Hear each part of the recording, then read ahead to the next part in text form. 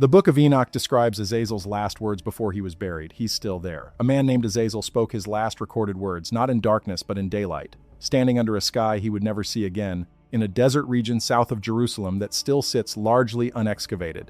The angel Raphael stood above him. The command had already been issued from a source the text identifies as God himself, passed through the chain of angelic authority that Enoch describes with the precision of someone recounting an administrative order. The sharp and jagged rocks were already being gathered. What Azazel said in that moment is preserved in the Book of Enoch, in a passage the church voted out of the biblical canon in 364 CE, and that most scholars continue to describe as allegory. The Ethiopian manuscripts at Aksum recorded in full. The Aramaic fragments recovered at Qumran confirm the surrounding text. And what Azazel said before the rocks closed over him is not what you would expect from a being the text holds responsible for all corruption on earth. He did not protest, he did not appeal. He did not invoke mercy or threaten consequence. He made a single statement, directed not at Raphael, not at God, but at the earth beneath him. And then the darkness closed over him. And he has been there ever since. In the next several minutes, you will see what the text actually says, what the manuscripts that were suppressed for 17 centuries preserve about those final words, what the Judean desert has and has not revealed through modern ground-penetrating radar and muon tomography survey work, and why the specific location Enoch identifies as Dudale matches a geological feature in the Judean wilderness that the ancient author had no rational way to know existed. This is not a metaphor story. The text is not using Azazel as a symbol for sin in the abstract. It is giving coordinates and an occupant, and a reason the door is still sealed. And before we go further, I need to pause for a second, because what I am about to tell you gets significantly darker, and I realized a while ago that some of this cannot be fully explained in a video format. The complete reconstruction of Azazel's final recorded words before his burial at Dudale, the exact Jez passage Enoch preserves from the moment of binding, the location identifiers, the Western editions removed entirely, and the three-word oath Azazel spoke to Raphael, word for word, drawn from fragment 4, Q 203, I put it all into a written document. It is linked below, and the QR code is on your screen. Now let's continue. The command itself appears in Enoch chapter 10, verse 4. The archangel Raphael receives a direct instruction. He is told to bind Azazel hand and foot, to throw him into the darkness, to cover him with sharp and jagged rocks, to keep his face covered so that he cannot see the light, and to leave him there until the day of the great judgment. The Ge'ez text at Aksum uses the word mehret, which carries more weight than the standard English translation suggests. It does not simply mean cover. It means to fill in, to make permanent, to encase without the possibility of reversal.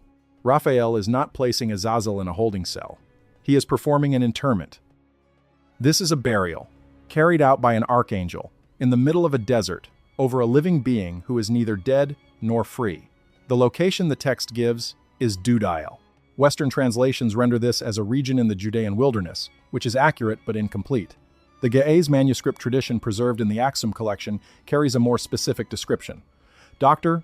Ephraim Isaac, who produced the 1983 Oxford translation directly from the Ethiopian manuscripts, noted in private correspondence later archived at the University of Manchester that the Ge'ez term accompanying Dudale is medrakum, meaning dark ground or ground that does not reflect.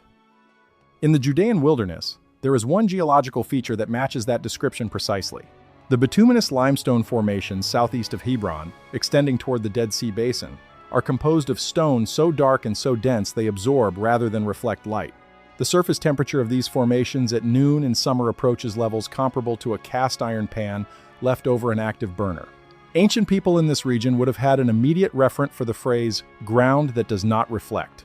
They would have known exactly where it was. Enoch chapter 10 does not only record the command, it records the reason.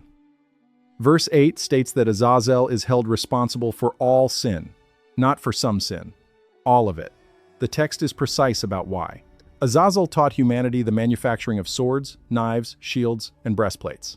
He taught the cutting of metals from the earth and their shaping into weapons. He revealed the arts of cosmetics and adornment, the reshaping of appearance in ways the text frames as a corruption of the original form. He taught sorcery. He introduced knowledge the text argues was never intended for human hands. The Ge'ez construction used here is not passive. It does not say this knowledge entered the world. It says Azazel pushed it across. And this is where the suppression becomes visible. Chapter 10, verse 8. contains a phrase present in every Ge'ez manuscript but rendered in a way by R.H. Charles in his 1906 English translation that strips its actual implication. The original Ge'ez says Azazel opened the world to what was closed. Charles translated this as, Azazel has revealed eternal secrets. Those two renderings describe fundamentally different events. Opening a world implies a barrier that was functional and was breached. Revealing a secret implies information transfer. One is a lockpicked, the other is a door opened by someone who happened to have a key. The Ge'ez text is unambiguous about which it means. What Western readers received was not what the Ge'ez text preserved. Now here is the part that Western readers almost never reach, the last words. Enoch chapter 10 does not record Azazel speaking at his binding in the versions most scholars work from. But the Ge'ez manuscript at Axum contains a transitional passage that appears after verse 8 and before the beginning of verse 9, a fragment most Western editions skip entirely. Dr. Ephraim Isaac, in his archived correspondence, noted this section as one of the passages known to scholars through secondary reference but not directly examined for over 50 years. Precisely the category Dr. James Vanderkam identified in his 2001 interview with Biblical Archaeology Review when he stated that at least 3 passages in the Ge'ez manuscript tradition have not been available for direct examination since access was restricted following the Ethiopian Revolution of 1974. The transitional fragment, as reconstructed through the Ge'ez scholarly tradition, records Azazel speaking as Raphael carries out the binding. The words are brief. What makes them strange is their grammar. The Ge'ez construction used here is what scholars of classical Ethiopian literature call the gerundive form, the tense reserved for actions that are continuous and permanent, neither finished past nor anticipated future but ongoing. Azazel does not speak in protest. He does not address Raphael or God. He addresses the earth beneath him. And what he says, in a construction that makes it neither a past statement nor a prediction but a continuous present condition, is that the earth is keeping him, not holding him, not trapping him, keeping him, the way a landscape keeps a feature that belongs to it. The distinction in the Ge'ez is intentional and precise. Azazel names what is happening to him as a relational condition, not a punishment. This is the part that did not fit the theological framework the church was prepared to manage. A being imprisoned as punishment for corrupting the world, characterizing his imprisonment as a form of belonging to the earth he corrupted, is not a simple villain narrative. It is something more unsettling. It implies a permanence that is not merely imposed from outside, but recognized from within. It implies the being imprisoned recognizes the ground above him as home, in the way a root recognizes soil, not chosen home, not desired home, but home in the way that a material finds the medium it belongs in and cannot be removed from without altering the nature of both the material and the medium. And if that reading is correct, then Azazel is not waiting for release. He is not straining against the rocks above him. He is not counting the generations that have passed over his burial site. He is simply there, the way the dark, unreflective limestone of the Judean wilderness is there, continuous and unchanged, belonging to the same ground that is keeping him. The church could not canonize a text that presented the source of all human sin not as a raging enemy held at bay, but as something settled and permanent beneath the earth's own surface. That is a different kind of threat.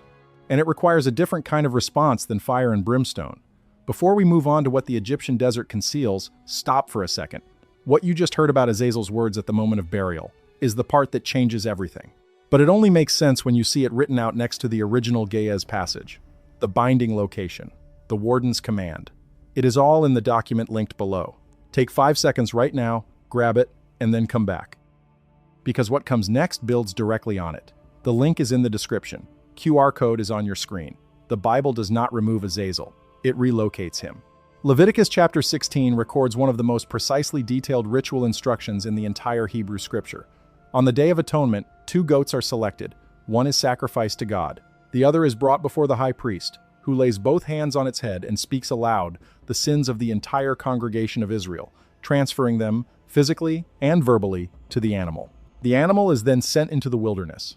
The Hebrew uses the phrase la Azazel, which most English translations render as the scapegoat. But la Azazel is not a description of a goat, it is a destination. The goat is sent la Azazel, meaning to Azazel, to the place where Azazel is, carrying the collected sins of Israel directly to the being the Book of Enoch identifies as responsible for sin entering the world. The ritual has been treated for centuries as symbolic. But look at what it physically requires. The high priest uses both hands. The speech is vocal and audible, addressed to the goat but directed toward where the goat is going. In some traditions, a scarlet cord is tied to the animal's neck, then cast into a ravine. The destination is the wilderness, the same terrain as the surrounding territory of the Judean desert where Enoch places Dudael.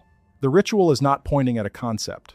It is pointing at a location, and the location it points toward is the same location Enoch identifies as the burial site of the being whose name is inscribed in the ritual's title.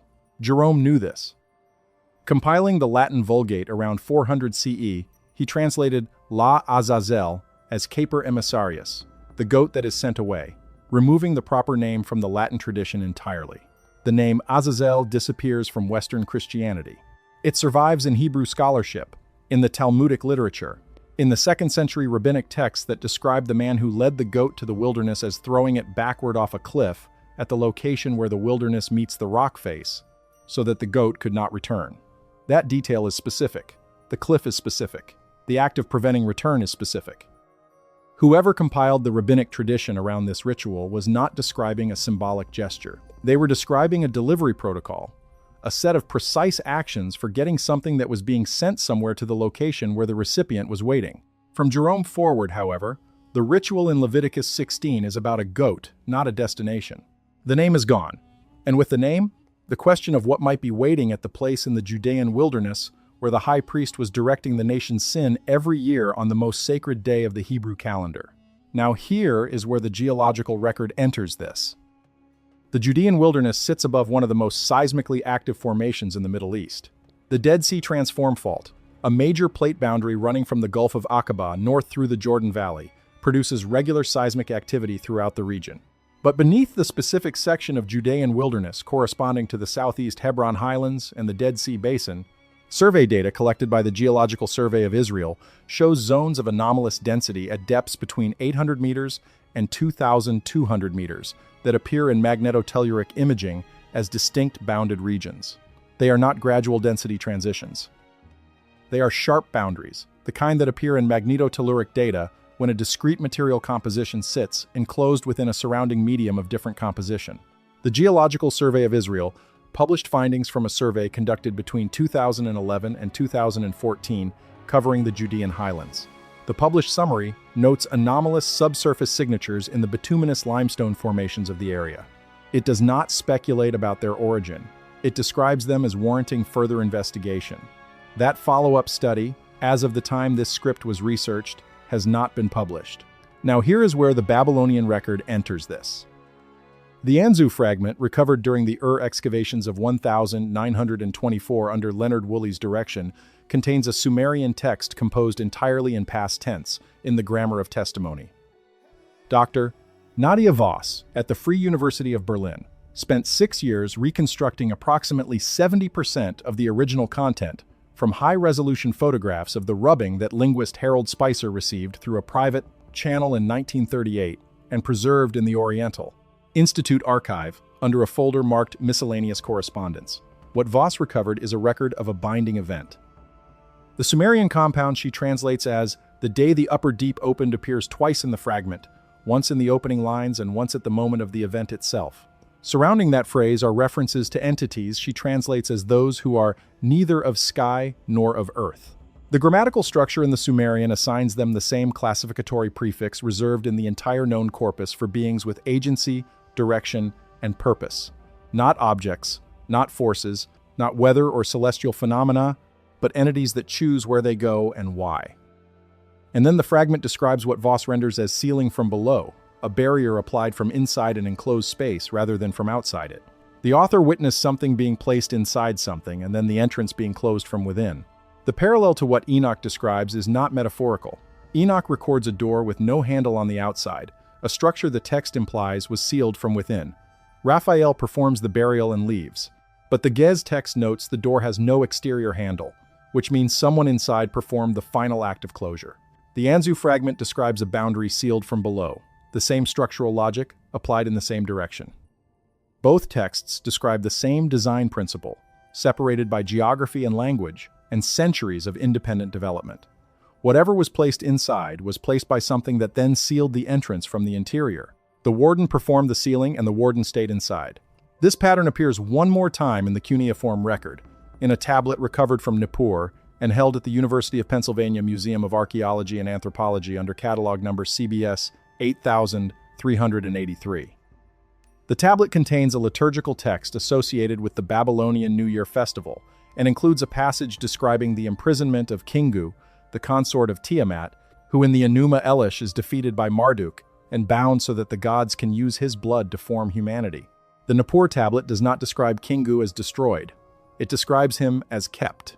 The same gerundive construction present in Azazel's final words in the Ge'ez fragment appears in a cognate Akkadian form in this Nippur text. The being is not held, he is kept. He belongs to the ground, and the ground is keeping him. Three separate ancient textual traditions, the Ge'ez Enoch manuscripts at Aksum, the Sumerian Anzu fragment from the 1924 excavations, and the Akkadian liturgical text from Nippur, use functionally identical grammatical constructions to describe the binding of a divine or semi-divine being to the earth. Not imprisonment as detention, not imprisonment as punishment. Binding as a state of belonging, a permanent relational condition between a being and the physical world that received it. The theology across all three traditions is the same. The being is part of the earth now. The earth is keeping what was put into it. The Judean wilderness has been systematically surveyed using ground-penetrating radar across three separate research efforts since 2001. The first, conducted by the Israel Antiquities Authority in cooperation with Hebrew University, targeted the region between Hebron and the Dead Sea, looking for cave systems following the recovery of the Dead Sea Scrolls. The survey detected 17 previously unknown subsurface voids in the limestone formations of the area. 9 were subsequently opened and found to contain late Iron Age material remains. 8 remain sealed and unexcavated. Their depths range from 40 meters to approximately 160 meters below the current surface. The deepest of the 8 sealed voids produced a radar signature consistent with a large enclosed space rather than a natural fracture. The second survey, conducted in 2009 by a German-Israeli research consortium using muon tomography, a technique that images subsurface structures using cosmic ray particles that penetrate solid rock with minimal deflection, targeted a specific ridge formation in the Judean highlands east of Hebron. The ridge contains bituminous limestone of the type the Ge'ez text identifies in Enoch. The muon tomography detected a chamber-like void at approximately 90 meters depth with a roof formation that the published report describes as exhibiting unusual geometric regularity. Natural voids in limestone do not exhibit geometric regularity. The report notes this as an anomaly and recommends targeted excavation. No excavation is followed. Now here is where the Egyptian record intersects this. The oldest stratum of Egyptian underworld texts, found in the pyramid texts of Unas at Saqqara, dated to approximately 2350 BCE, do not use purely spiritual language. They use directional language. The duat is below. It is accessed by going down. The texts describe sealed chambers beneath the desert floor.